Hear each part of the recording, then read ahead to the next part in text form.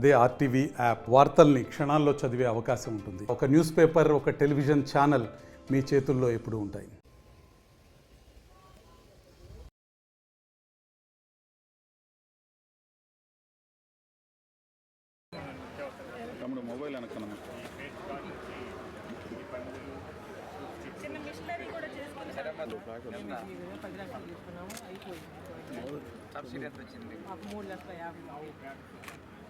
ఎంతమంది పని చేస్తున్నారు పోలీసులు?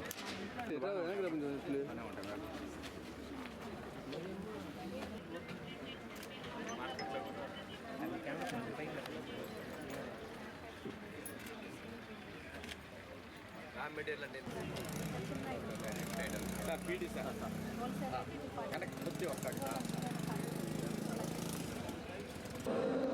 యాస్పిరేషన్ మండల్గా సెలెక్ట్ అవ్వడం, దానిలో మీరందరూ కూడా కష్టపడి పనిచేసి దాన్ని సాధించడం అనేది మీ అందరినీ కూడా నేను మనస్ఫూర్తిగా అభినందిస్తా ఉన్నాను.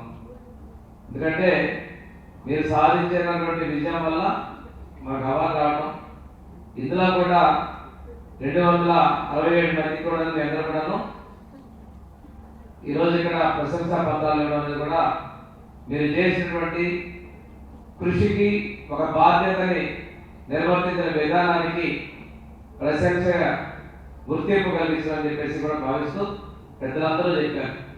మిమ్మల్ని చూసి చాలా మంది స్ఫూర్తి పొందే విధంగా ఉంటుందని చెప్పేసి తెలియజేసుకుంటూ ప్రభుత్వం కూడా మిమ్మల్ని అందరినీ సన్మానించాలనే కార్యక్రమం చేపట్టింది.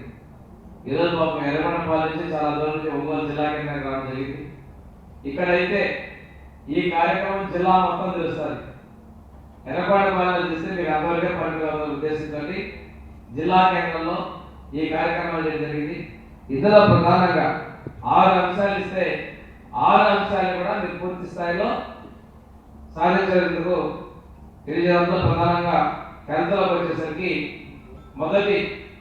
ఫస్ట్ ట్రైమెస్టర్లో గర్భవతులను నమోదు చేసి వారికి కావాల్సినటువంటి తగిన సూచనలు, సలహాలు, జాగ్రత్తలు తెలియజేసే దానిలో మామూలుగా మీ వృత్తిలో ఉన్న టార్గెట్ అయినప్పటికీ కూడాను పూర్తి స్థాయిలో సాధించారు. అదేవిధంగా ఈరోజు ప్రతి ఒక్కరికి వచ్చినటువంటి కామన్గా ఉండాలంటే డయాబెటీస్, హైపర్ టెన్షన్, ఈ 2 వ్యాధుల వాళ్ళు కూడా గుర్తించి వాటి వల్ల కలిగేటువంటి చెడు పరిణామాలు, ఆరోగ్యం దెబ్బతినే పరిణామాలు కూడా అవగాహన కల్పిస్తూ వారిని ఎడ్యుకేట్ చేసిందని కూడా 2 పారామీటర్స్ తీసుకోవడం జరిగింది. 4వది ఐసీడీఎస్ డిపార్ట్మెంట్.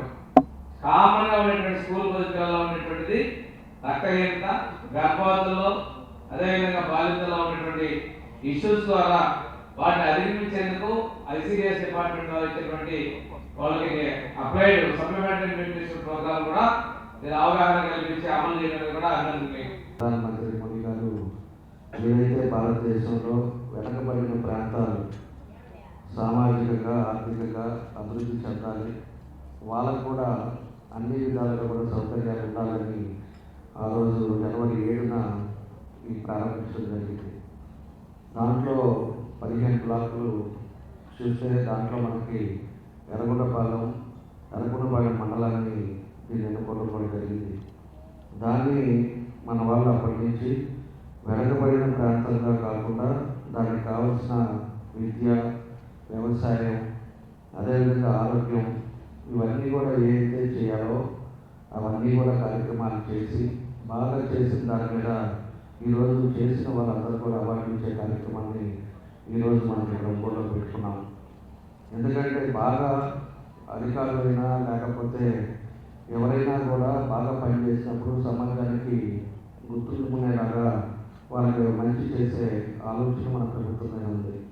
కాబట్టి ఈరోజు ఈ ప్రభుత్వం వచ్చిన తర్వాత అన్ని విధాలుగా కూడా ఎవరైతే కష్టపడతారో, ఎవరైతే ప్రజలకి ఇబ్బంది లేకుండా ప్రజల సౌకర్యాలను చూస్తారో వాళ్ళని కూడా సమాజానికి తెలిసే విధంగా గుర్తుండేలాగా ఈరోజు ఈ కార్యక్రమాన్ని చేపట్టిందని చెప్పి కూడా మీకు తెలియజేస్తున్నాం. కాబట్టి మొన్న జరిగిన తుఫాన్లో కూడా ఎంతోమంది అధికారులు కూడా వాళ్ళు 4 రోజులు ఇల్లు అన్నీ వదిలేసి ఎక్కడైతే వాళ్ళకి డ్యూటీలు ఇచ్చారో అక్కడ నిరంతరం కష్టపడి పనిచేసిన వాళ్ళందరూ కూడా అవార్డు ఇచ్చి వాళ్ళని గౌరవించి వాళ్ళు చేసిన సేవలు గుర్తుండేలాగా ప్రజలు తెలిసే విధంగా మనం కూడా కార్యక్రమాలు కూడా చేశాం. దీన్ని కూడా ఆ విధంగా మనం చేసేదానికి మీ అందరూ కూడా చేసిన సేవల్ని ఈరోజు ఎర్రగొండపాలెం నుంచి నేను ఇక్కడికి వచ్చినా కూడా ఈరోజు రేపు జరిగే పేపర్లో కానీ మీకు ఇచ్చేదానికి కానీ మీ ఊళ్ళో కానీ చరిత్ర సృష్టించినోడు ఇప్పుడు ఆ చరిత్రని తిరగరాయబోతున్నాడు. అబద్ధాల గోడల్ని బద్దలు కొట్టి నిజాలను రాగా మీ ముందుంచబోతున్నాడు. నిజమైన వార్తల కోసం వెంటనే డౌన్లోడ్ చేసుకోండి రా యాప్ని.